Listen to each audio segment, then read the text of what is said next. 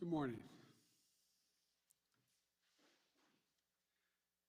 Today, I'm pleased to announce that after months of tough and thoughtful negotiations, I know we have a historic economic framework.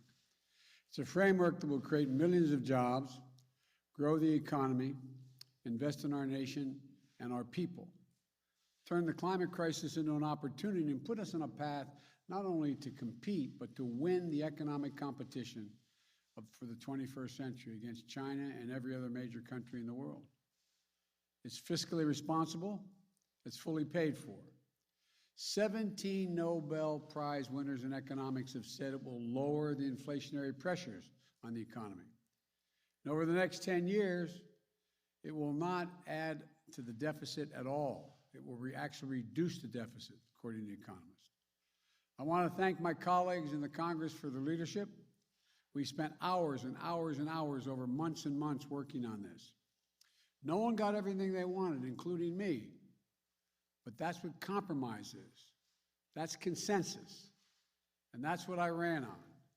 I've long said compromise and consensus are the only way to get big things done in a democracy, important things done for the country. I know it's hard. I know how deeply people feel about the things that they fight for. But this framework includes historic investments in our nation and in our people.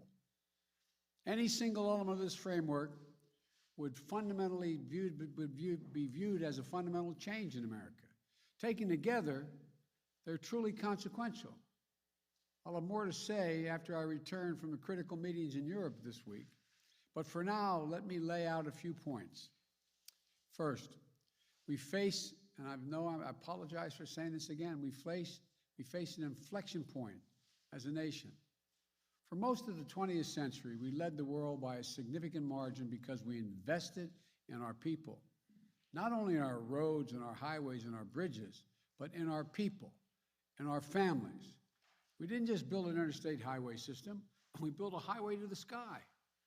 We invested to win the space race, and we won. We're also among the first to provide access to free education for all Americans, beginning back in the late 1800s. That decision alone to invest in our children and their families was a major part of why we were able to lead the world for much of the 20th century. But somewhere along the way, we stopped investing in ourselves, investing in our people. America is still the largest economy in the world. We still have the most productive workers and the most innovative minds in the world. But we've risked losing our edge as a nation. Our infrastructure used to be rated the best in the world. Today, according to the World Economic Forum, we rank 13th in the world. We used to lead the world in educational achievement. Now the Organization for Economic Cooperation and Development ranks America 35th out of the 37 major countries when it comes to investing in early childhood education and care. And we know how our children start impacts significantly on how they'll finish. We can't be competitive in the 21st century global economy if we continue this slide. That's why I've said all along, we need to build America from the bottom up and the middle out, not from the top down, with the trickle-down economics that's always failed us. I can't think of a single time when the middle class has done well that the wealthy haven't done very well. I think of many times, including now, when the wealthy, the super wealthy, do very well, and the middle class don't do well. That's why I propose the investments Congress is now considering in two critical pieces of legislation. Positions I ran on as president, positions I announced when I laid out in a joint session of Congress what my economic agenda was. These are not about left versus right, or moderate versus progressive, or anything else that pits Americans against one another. This is about competitiveness versus complacency.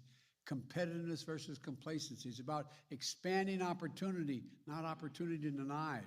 It's about leading the world or letting the world pass us by. Today, with my Democratic colleagues, we have a framework for my Build Back Better initiative.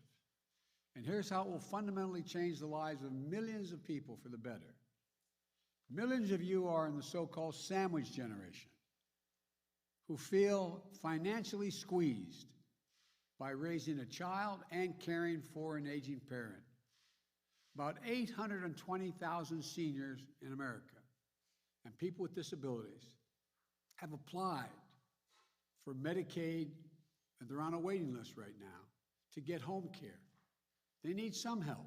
They don't have to be kicked out of their homes, but they need a little help getting around, having their meals made occasionally for them.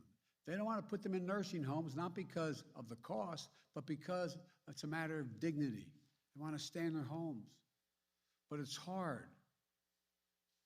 You're just looking for an answer so your parents can keep living independently with dignity. For millions of families in America, this issue is the most important issue they're facing. It's personal. So here's what we're going to do. We're going to expand services for seniors so families can get help from well-trained, well-paid professionals to help them take care of their parents at home, to cook meals for them, to get their groceries for them, to help them get around, to help them live in their own home with the dignity they deserve to be afforded. Quite frankly, what we found is that this is more popular or as popular as anything else we're proposing, because the American people understand the need. It's a matter of dignity and pride for our parents. 30 years ago, we ranked number 7 among the advanced economies in the world as a share of women working. You know where we are today? We ranked 23rd. 23rd. 7 to 23. Once again, our competitors are investing, and we're standing still. Today, there are nearly 2 million women in America not working today simply because they can't afford child care. Typical family spends about $11,000 a year on child care. Some states, it's $14,500 a year per child. We're going to make sure nearly all families earning less than $300,000 a year will pay no more than 7% of their income for child care. And for a family making $100,000 a year, that will save them more than $5,000 on child care. This is a fundamental game changer for families and for our economy, as more parents, especially women, can get back to work and work in the workforce. I'm looking at a lot of significant press people in front of me.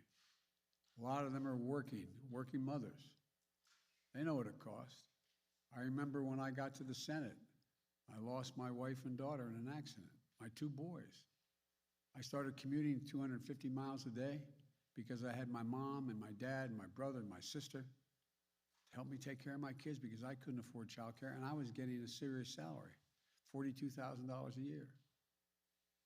We've also extended the historic middle-class tax cut. That's what I call it, middle-class tax cut for parents. That is the expanded child tax credit we passed through the American Rescue Plan. What that means is, for folks at home, they're getting $300 a month for every child under the age of 6, $250 for every child under the age of 18. We're extending that for another year. The money is already a life changer for so many working families. This will help cut child poverty in half this year, according to the experts. But that's not all it does.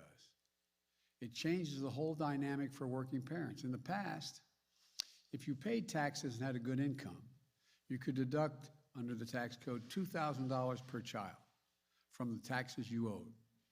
But how many families do you know, a cashier, waiters, healthcare workers, who never got the benefit of the full tax credit because they didn't have that much to deduct, and it wasn't refundable? So it either came off your tax bill or you didn't get full credit. Why should somebody making $500,000 a year, or $150,000 or $200,000 a year get to write it off their taxes? And the people who need the help even more, they don't have that much tax to pay. They don't get the benefit, and they have the same cost of raising their children. 80% of those left out were working parents who just didn't make enough money. That's why in the American Rescue Plan, we didn't just expand the amount of the middle-class tax cut. We also made it refundable. This framework will make it permanently refundable, making sure that the families who need it get a full credit for it, in addition to those who are already getting full credit. They're going to make sure that every 3- and 4-year-old child in America will go to high-quality preschool. That's part of the legislation I just brought up to the Congress. Studies show that when we put 3 and 4 years old in school, not daycare, school, we increase by up to 47% the chance that that child, no matter what their background, will be able to earn a college degree. As my wife Jill is in the back here, always says, any country that out-educates us is going to outcompete us. We can finally take us from 12 years to 14 years of universal education in America.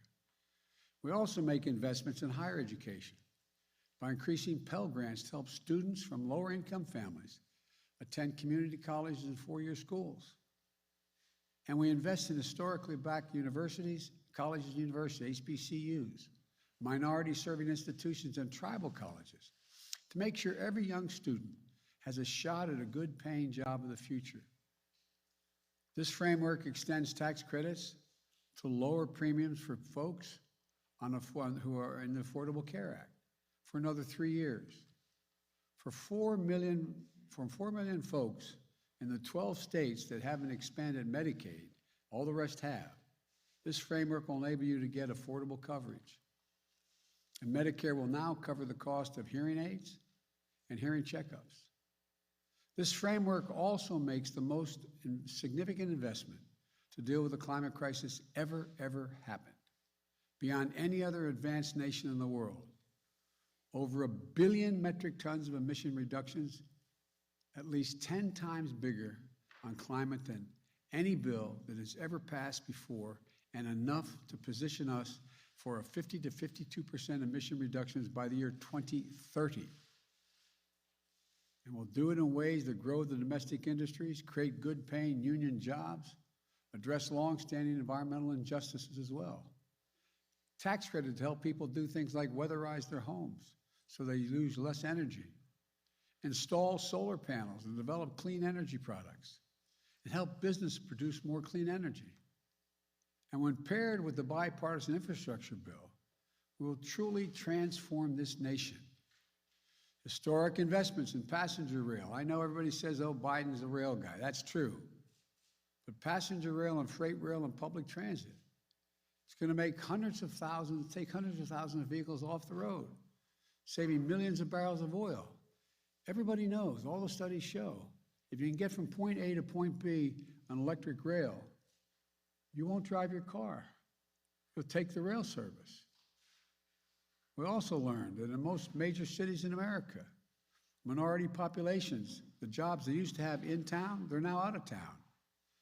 Roughly 60% of the folks, they don't have vehicles, so they need to have a means to get out of town, to their jobs, to be on time. This will do that, like it did for Detroit. 95% of the 840,000 school buses in America run on diesel. Every day, more than 25 million children and thousands of bus drivers breathe polluted air on the way to and from school from the diesel exhaust. We're going to replace thousands of these with electric school buses that have big batteries underneath and that are good for the climate. I went down to one of the manufacturing facilities, saw them, got in one, drive them. They do not expend any, expend any pollution into the air. We'll build out the first ever national network of 500,000 electric vehicle charging stations all across the country. So when you buy an electric vehicle, and you get credit for buying it, you buy an electric vehicle, you can go all the way across America on a single tank of gas, figuratively speaking. It's not gas. You plug it in. 500,000 of them, these stations along the way. We're going to get off the sidelines on manufacturing solar panels and wind farms and electric vehicles with targeted manufacturing credits. You manufacture, you get them a credit for doing it. These will help grow the supply chains in communities too often left behind. And we're going to reward countries for paying good wages, for companies, I should say, for good wages and for sourcing the materials from here in the United States. That means tens of millions of panels and turbines, doubling the number of electric vehicles we have on the road within just 3 years. We'll be able to sell and export these products and technologies to the rest of the world and creating thousands more jobs because we are once again going to be the innovators. We'll also make historic investments in environmental cleanup and remediation. That means putting people to work in good paying jobs at prevailing wage, capping hundreds of thousands of abandoned wells and gas wells, oil and gas wells, that need to be capped because they are leaking things that hurt the air. Putting a stop to the methane leaks in the pipelines, protecting the health of our communities. It's a big deal. And we'll build up our resilience for the next superstorms, drought, wildfires, and hurricanes that represent a blinking code red for America and the world.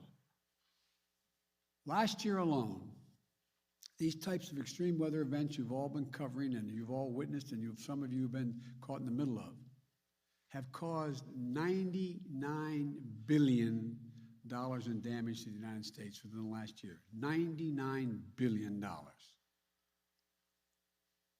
We're not spending any money to deal with this? It's costing us significantly. In Pittsburgh, I met an IBW electrical worker who climbs up on those power lines in the middle of a storm to try to put transformers in to keep the lights on when storms hit. He calls himself a 100% union guy. His job's dangerous. As he said, I quote, "I don't want my kids growing up in a world where the threat of climate change hangs over their heads," end of quote. Folks, we all have that obligation to our children and to our grandchildren. The bipartisan infrastructure bill is also the most significant investment since we built the interstate highway system and won the space race decades ago. This is about rebuilding the arteries of our economy. Across the country now, there are 45,000 bridges and 173,000 miles of roads that are in poor condition. Some of the bridges you don't even take a chance of going across. They're shut down. They can't be built back to the same standard because the weather's not going to get a lot better. We just got to keep from getting a heck of a lot worse. We have to build back better and stronger. No one should have to hold their breath as they cross a rundown bridge or a dangerous intersection in their hometown. We're going to put hardworking Americans on the job to bring our infrastructure up to speed. Good union jobs at prevailing wages. Jobs you can raise a family on. My dad would say you could have a little breathing room. Jobs that can't be outsourced. Jobs replacing lead water pipes so families can drink clean water. Improving the health of our children and putting plumbers and pipe fitters to work. Jobs laying thousands of miles of transmission lines to build a modern energy grid. Jobs making a high-speed internet affordable and available everywhere in rural and urban America, particularly including the 35% of rural America that goes without it right now. This pandemic has made clear the need for affordable and available high-speed internet. The idea of a parent having to put their kids in the car for virtual learning, drive and sit in a McDonald's parking lot so the child can access the internet when school is taught virtually is not only unnecessary, it's just wrong. It's wrong. As I said before, these plans are fiscally responsible. They are fully paid for. They don't add a single penny to the deficit. They don't raise taxes on anyone making less than $400,000 a year. In fact, they reduce the deficit. Here's how. I don't want to punish anyone's success. I'm a capitalist. I want everyone to be able to, if they want to be a millionaire or billionaire, to be able to seek their goal. But all I'm asking is, pay your fair share. Pay your fair share. Pay your fair share. And right now, many of them are paying virtually nothing. Last year, the 55 most profitable corporations in America, 55 of them, paid zero in federal income tax on about $40 billion in profit. If they report big profits to their shareholders, They should be paying taxes. It's that simple. That's why the Build Back Better framework will have a 15% minimum on the largest corporations, a minimum tax of 15%. The top 1% of the wealthiest Americans evade, it's estimated by the experts, $160 billion a year in federal taxes. That's wrong. We're going to change that. I want to emphasize what I said from the beginning. Under my plans, if you earn less than $400,000, you won't pay a single penny more in federal taxes, period. In fact, these bills continue cutting taxes for middle class, for child care, for health care, so much more. Let me close with this. For much too long, working people of this nation and the middle class of this country have been dealt out of the American deal. It's time to deal them back in. I ran for president saying it was time to reduce the burden on the middle class, to rebuild the backbone of this nation, working people and the middle class. I couldn't have been any clearer from the very moment I announced my candidacy. That's why I wrote these bills in the first place and took them to the people. I campaigned on them, and the American people spoke. This agenda, the agenda that's in these bills, is what 81 million Americans voted for. More people voted than any time in American history. That's what they voted for. Their voices deserve to be heard, not denied, or worse, ignored. Because here's what I know. If we make these investments, there will be no stopping the American people or America. We will own the future. I've long said it's never been a good bet to bet against the American people. I've said that to foreign leaders as well as everyone here in this country, which means it's always a good bet to bet on the American people. Just give them half a chance. And that's what we're doing. That's what these plans do. They're about betting on America, about believing in America, about believing in the capacity of the American people. If you look at the history of the journey of this nation, what becomes crystal clear is this. I'll say it again. Given half a chance, the American people have never, ever, ever, ever let the country down. So let's get this done. God bless you all, and may God protect your troops, and I'll see you in Italy and in Scotland.